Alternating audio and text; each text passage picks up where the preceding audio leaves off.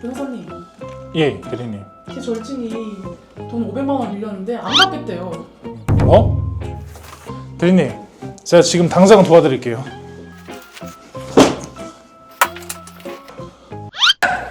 남자친구에게 빌려준 7천만 원 돌려받을 수 있을까요? 돈을 빌려줬다는 증거만 있으면 되는 걸까요? 헤어지면 끝이라고 생각하셨나요?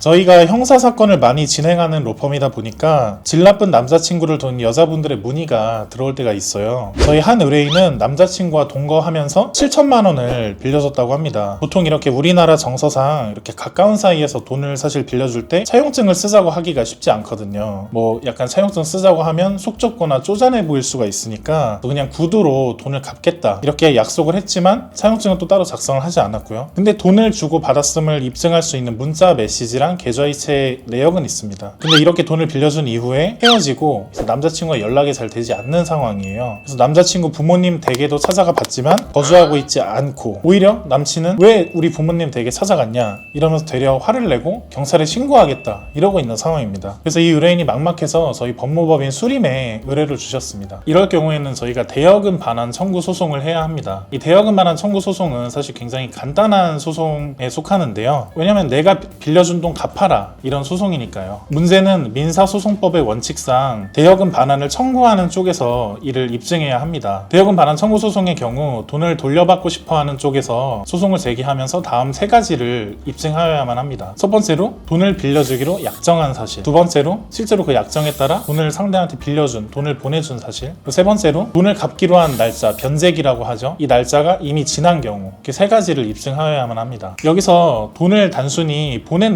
내용만으로는 부족합니다. 아니 내가 돈 보내준 내역이 있으면 빌려준 게 맞지 뭐가 더 필요하냐고 이렇게 생각하실 수 있는데요. 가령 예를 들어서 제가 뭐 사업에 실패한 친구를 그냥 선심 쓰듯이 도와줄 수도 있는 거잖아요. 뭐 100만 원, 200만 원. 그러니까 상대방이 만약에 이것이 빌린 돈이 아니라 뭐 그냥 나한테 도와주기 위해서 증여한 돈이다 이런 식으로 항변을 할 수가 있습니다. 그렇기 때문에 돈이 오고 간 내역은 당연히 필요하지만 이것만으로는 부족하고 이 돈이 대여 목적으로 간 것이다를 입증할 만한 다른 증거 자료가 추가적으로 필요합니다. 예를 들어서 카카오톡 대화 내용, 뭐 문자 메시지, 전화 통화 녹음 이런 것들이 있겠죠. 그래서 말씀드렸듯이 이러한 자료들로 입증을 명확히 하지 않으면 증거 불충분으로 패소를 할 수도 있습니다. 이런 경우 돈을 빌려줬는데도 못 받는 경우가 생기기 때문에 굉장히 억울하겠죠.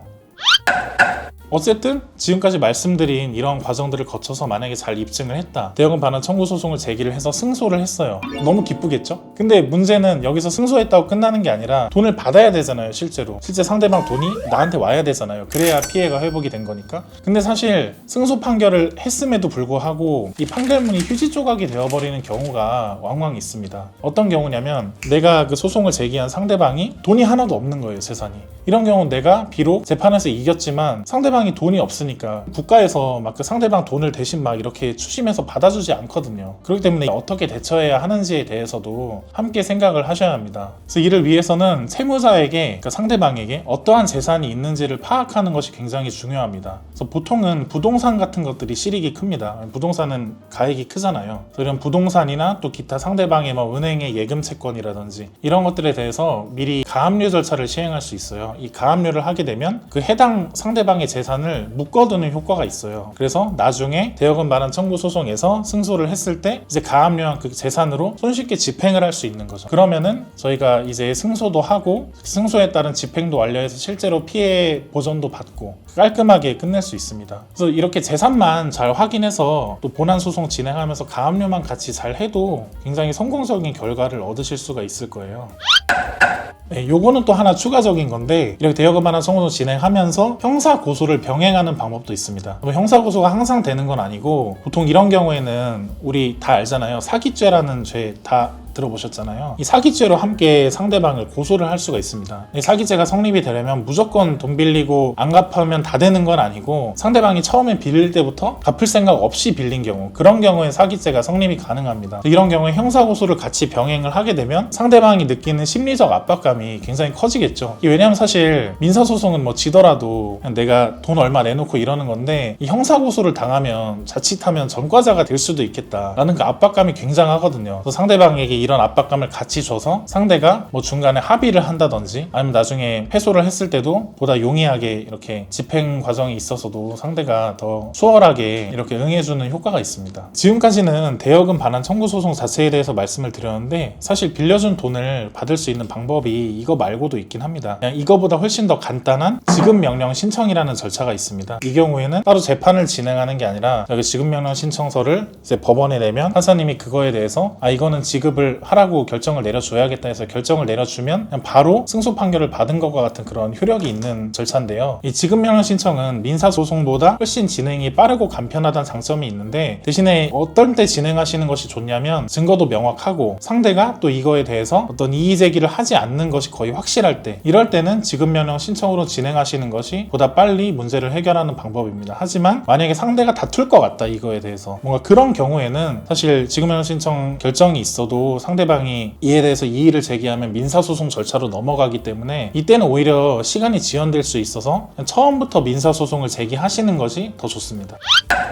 상담 오시기 전에 이 소송에 필요한 증거 자료들을 당연히 준비해서 가져오시는 게 좋은데 이때 몇 가지 유의할 사항을 말씀드릴게요. 예를 들어서 아까 계좌이체 내역 같은 것들이 필요하다고 말씀을 드렸는데 이 이체 내역을 약간 시간 순서나 이런 것들이 안 맞게 뒤죽박죽 된 상태로 갖고 오시거나 아니면 이체한 상대방 계좌번호나 상대방 계좌명 이런 것들이 잘 안 나오는 내역들을 캡처해서 갖고 오시는 경우가 계세요. 사실 이런 것들은 내가 이 해당 상대방 피고한테 보냈다는 거를 입증하기에는 부족한 자료가 될 수가 있어서 정확히 이체 일시 그리고 상대방 계좌 번호, 상대방 계좌명 이런 것들이 표기된 그런 계좌이체 내역을 갖고 오시는 게 좋습니다. 본인이 사용하셨던 은행 어플이나 이런 거에서 그거는 조회가 가능하니까요. 그렇게 가져오시면 좋고 돈을 빌려준 사실에 대한 상대방과의 대화 내역이나 뭐 전화통화 이런 것들도 상대방의 이름이 명확히 표기될 수 있거나 상대방 전화번호 이런 것들이 명확히 나오는 자료를 갖고 오시면 저희가 소송을 진행하는 데 있어서 보다 차질 없이 빠르게 진행할 수 있을 것 같습니다. 내가 빌려준 돈에 대해서 내가 청구를 하는데 변호사 도움 없이도 승소할 수 있지 않을까? 이렇게 생각하실 수도 있을 것 같아요. 그렇지만 이게 상대방이 돈을 순순히 내놓지 않는다는 것 자체가 상대방도 이에 대해서 다투고 있는 것이고 그리고 또 혼자 진행을 하시면 이게 간단하게 지급명령 신청으로 끝날 수 있는 건지 아니면 민사소송까지 진행을 해야 하는지 이런 거에 대한 판단도 좀 어려운 부분이 있고 또 어떤 경우는 혼자서 진행을 하셨지만 미리 가압류 절차 같은 걸 진행하지 않으셔서 또 막상 승소를 하셨음에도 불구하고 집행을 받지 못하는